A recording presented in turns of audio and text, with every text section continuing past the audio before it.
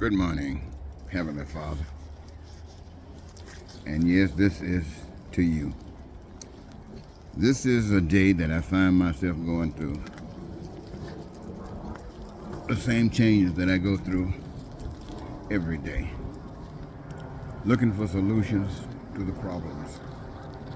The problem of love. I know they said that you are God, and that God is love, and that everything that God makes has to be of love, and that's a fact. Well, I'm sure that there are a lot of people trying to get this together so it won't look so weird that would take issue with that. But I want to say this, God. I've heard people talk about you in churches and all that other kind of stuff. And I can't vouch for any of that. I really can't vouch for any of that. But I do know you. I've seen you in action. I've seen you come to the rescue of me so many times. And I'm grateful for that. And all doubt relative to belief doesn't exist. But I don't know how you operate. Because I know that I don't see love in the world. I see people not even knowing or acting like they don't even know what love is all about. I see people who try to profess the greatest development in love, and this supposedly is when female and a male find themselves attracted to each other and they love each other so much they can't stay apart, and they care so much about each other, they love each other so much that when they come together and make that agreement that they are one, nothing will divide them or separate them but death. Poverty can't separate them. Sickness won't separate them. Only death. And yet, having made all these vows, you find that half of them have been divorced, which means that love didn't mean anything. And I'm convinced that when people say they go to church and hear about God, and they listen to Jesus, the story, and then they make this decision that they are born again, it's nothing but something like that marriage that stayed together for as long as it met some other need. But the kind of love that would bring people together, just like these trees out here, you see? These trees go through different seasons, and as the seasons come and go, these trees are expressed as they are affected by those seasons. And the snow, which is so beautiful when it's fresh and looks so darn dirty when it's cars pass by and splash dirty water and stuff on it. Well, so there are changes. But when it comes down to people, it really is confusing. Because everybody on earth wants food and clothing and shelter and education and health care. These things have already been determined as being essentially necessary. But any other things that are made by the hands of men, other men would like to think that access would be made available to them to meet their needs, to meet their wants and their desires. Putting this together, they'd like to know just how can this be provided. And I try to say, as you've shown me, you've just actually shown me that the earth is free, The resources of the earth that we utilize to do the things that we do are free. And that when we as babies come here on this earth, we got parents that supposedly take care of us until a certain period in life that we are supposed to learn that being a human being means protecting and looking after one another. That's what we have learned through those first moments of coming into this world. And that we would really participate by making sure that the resources that are given to us that we have determined are essential in doing the things that we do, that we engage ourselves in a process of making sure that we don't run out of those things that people want, need, desire. Because we got careers, we participate, we create.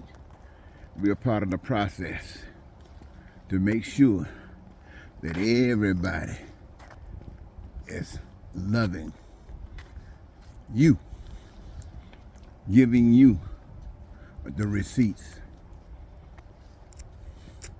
But that doesn't happen.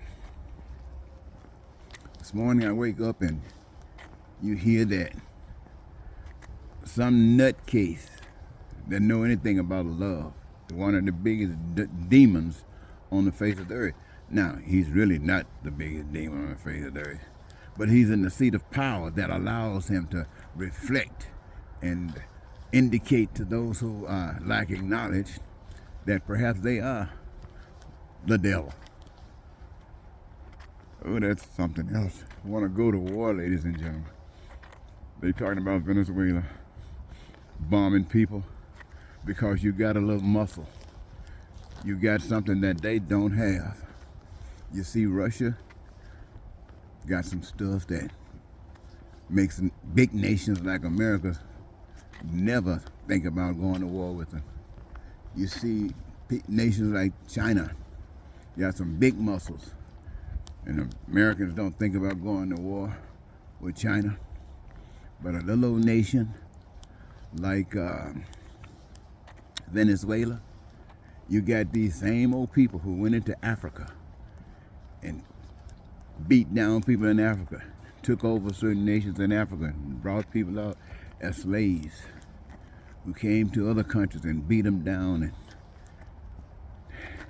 took all of their sovereignty away and made them into slaves.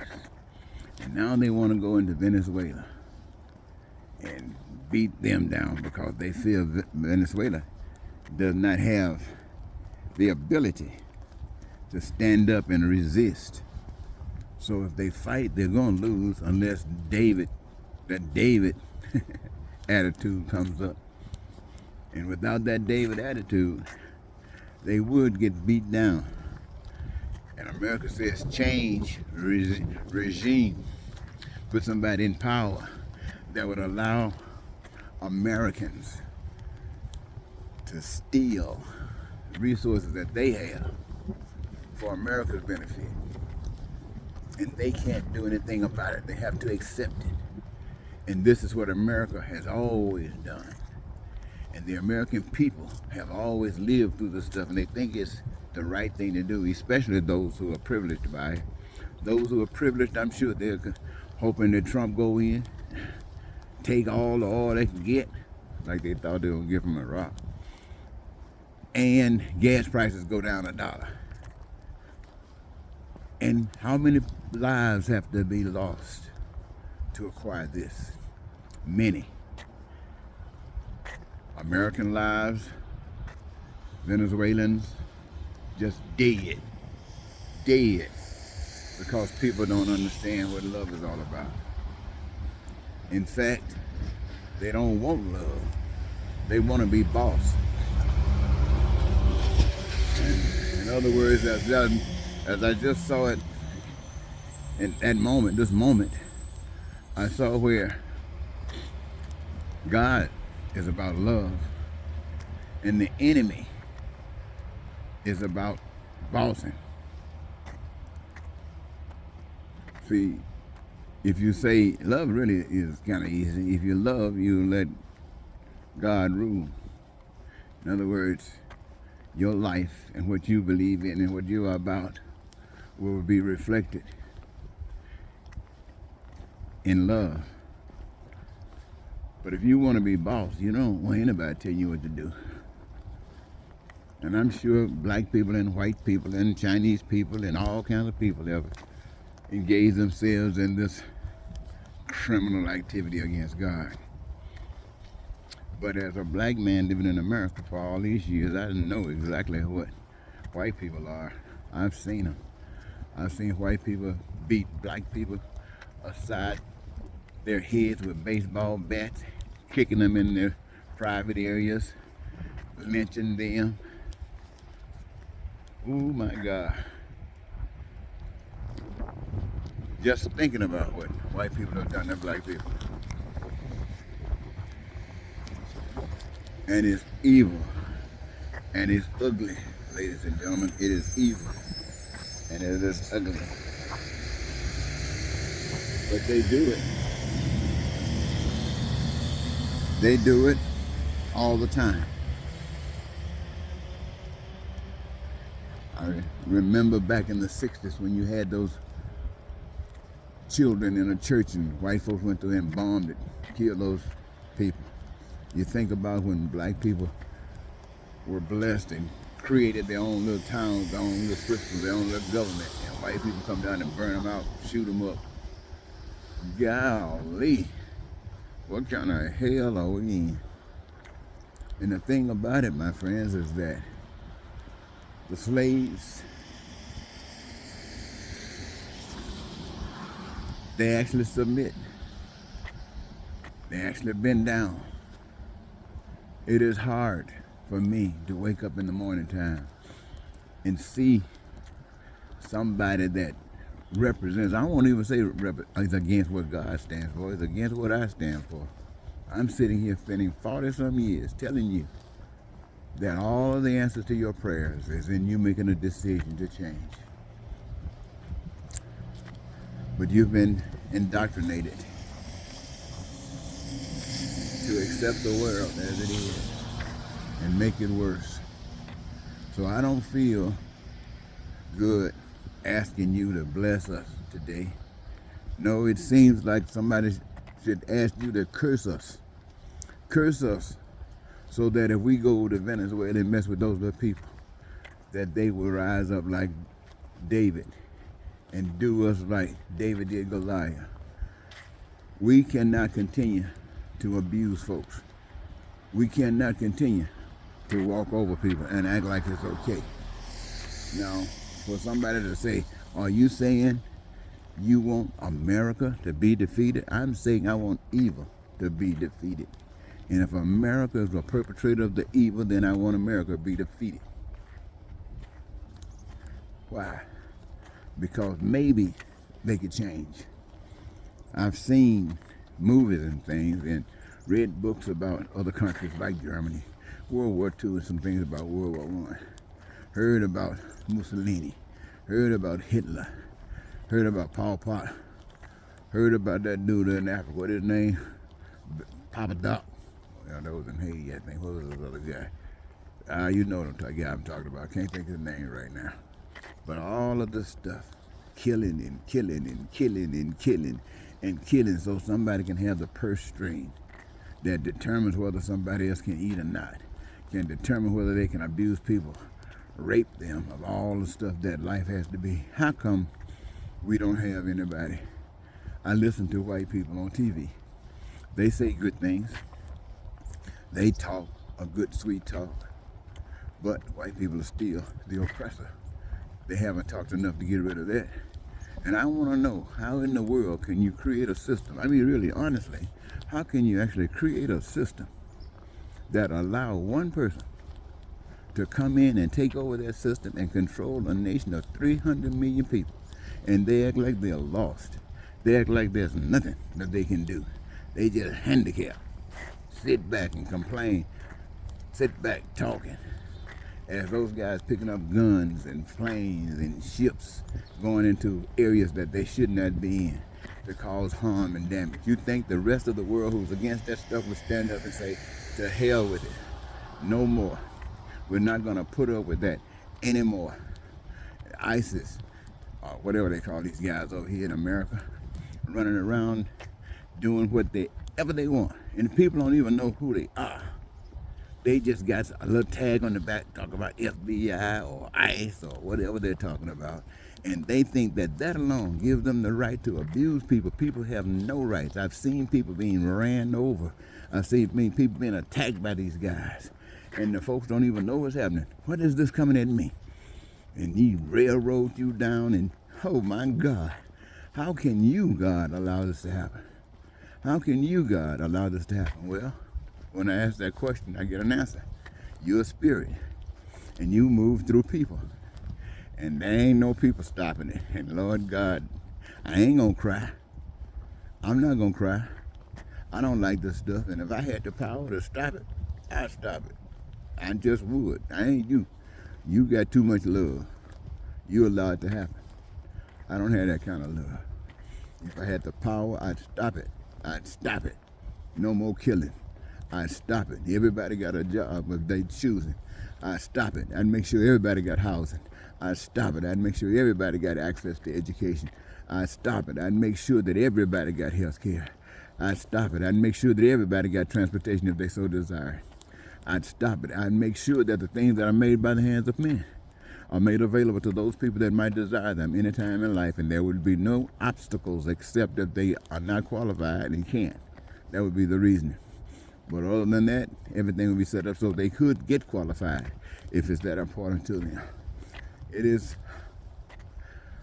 hard sometimes to not cry. But when you've cried and cried and cried, and you know crying is not going to do any good, you just let those eyelids down and hold back those tears. And you walk the streets day and night wondering if anybody cares, wondering if anybody will do something and other than just talk. To me, we've heard somebody say, "Thou shalt not kill." Well, that doesn't mean you don't just necessarily take a gun. You're killing people when you rob them of their lives. That's killing. And the church, the weakest instrument on earth. I say the weakest because they say they exist by the power of God. But there's nothing godly about them. Absolutely, absolutely pathetic. And it really doesn't make any sense at all, except ignorance, except the money forces. So if I had to say anything about it, this is exactly what I would feel.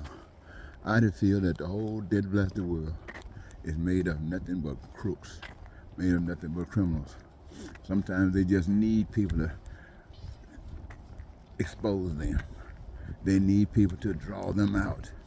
For instance, like all of this hate, all of this stuff that was about when the 60s existed and 50s existed and 40s existed, and all the troubles that people of color had to go through. And in time, they try to let the shame out and cut some of it down, only for one person to get up there and start talking.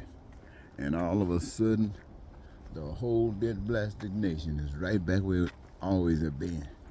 Poverty, crime, and violence. That's the United States. Poverty, crime, violence, hatred, racism, bigotry. That's the United States. And where's God? Ain't no God in America. I'm not saying God is, the spirit is around, but who is standing up? Who will put their life on the line to stand up for what's right? So standing up for what's right. Who even know God? Who knows God? And what is the receipt that you know God? And you think about this sister.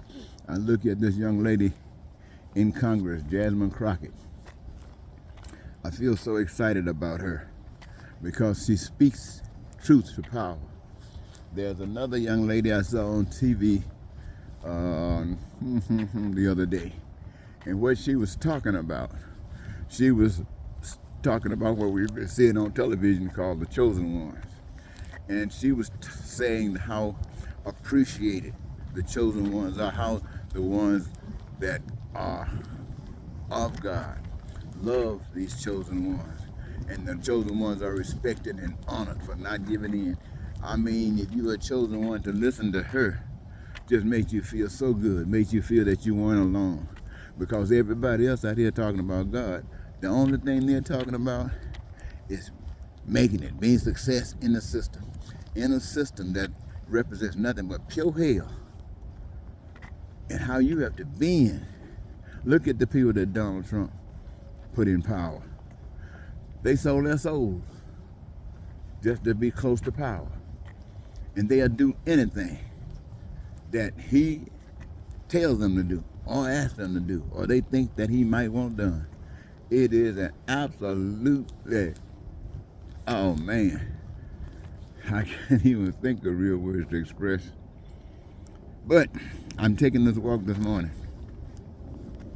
because I find that really the 40-some years that I've committed, and I have some receipts, you know, I guess you could say I'm like some preachers, always talking, and I got videos and messages on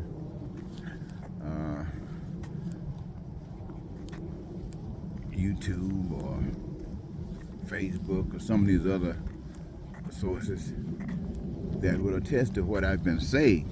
The fact that I spent time in jail and prisons, and wives have divorced me, others that didn't divorce me hated me.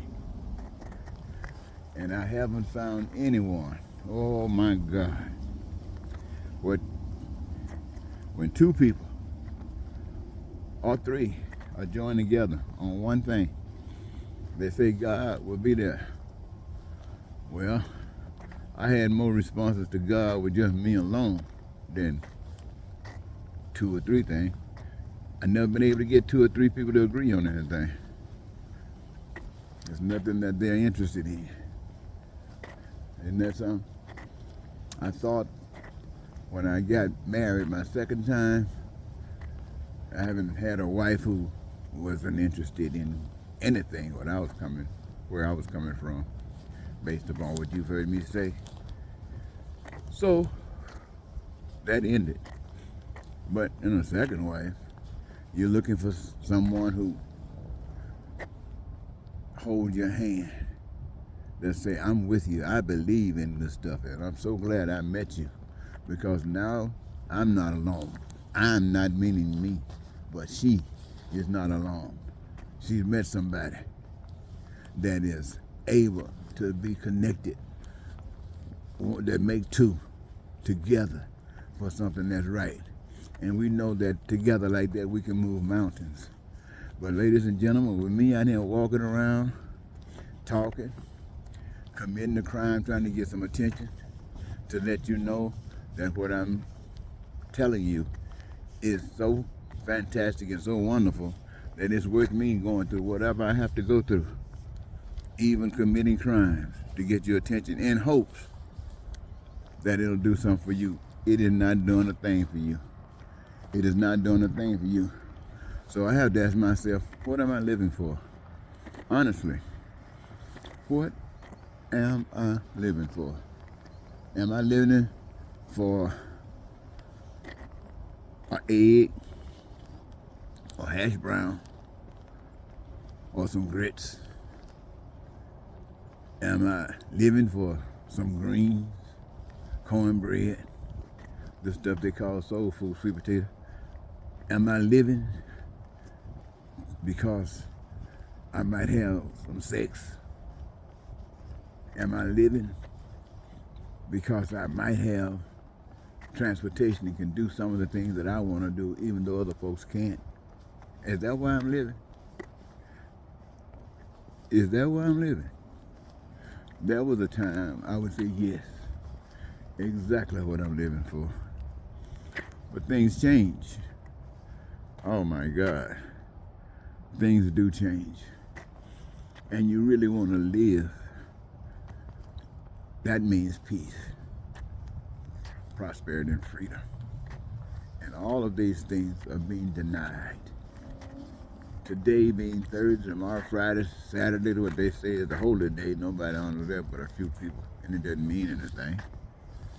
It just seems like we are messed up. Now, I'm saying all this negativity about the world that I'm living in. I'm saying all this negativity about how it affects me. That's what I'm saying. But I'm sure there's somebody walking around talking about how fantastic life is, how wonderful God is. They can't say nothing but positivity.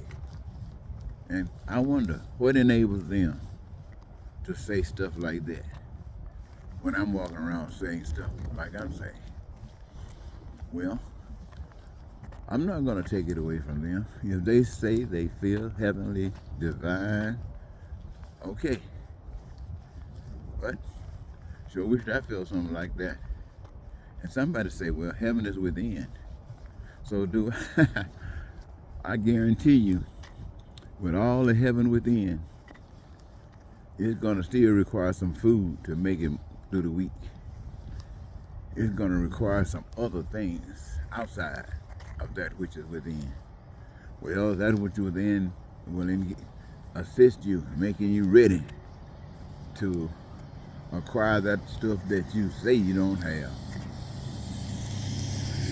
It'll help bring that about. I've heard that, but I see no activity where that produces love, where that produces peace. You know, I'm walking here. You can tell confusion everywhere. And yet, I know me.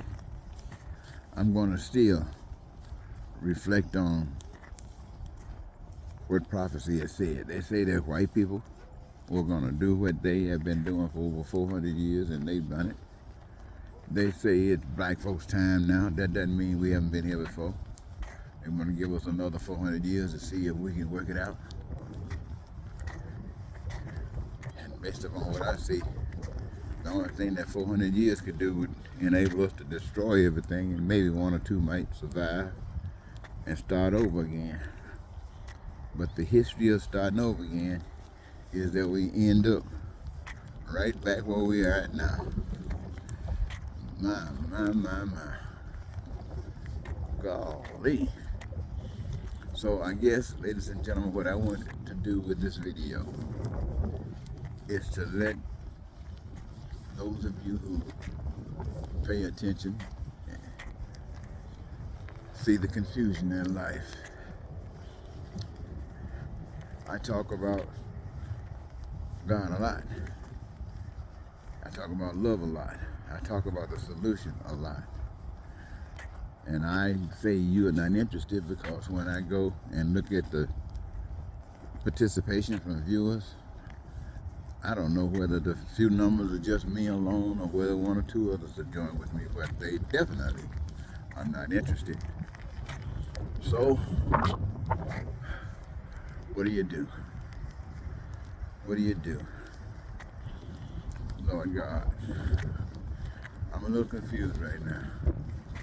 You've given me this vision of heaven on earth. You've given me this vision of creating paradise, of creating the promised land. And yet it seems as if no one is interested. If it doesn't mean that somebody's superior to others. And I'm not a loser. We are not a loser. I'm still here. So things will change.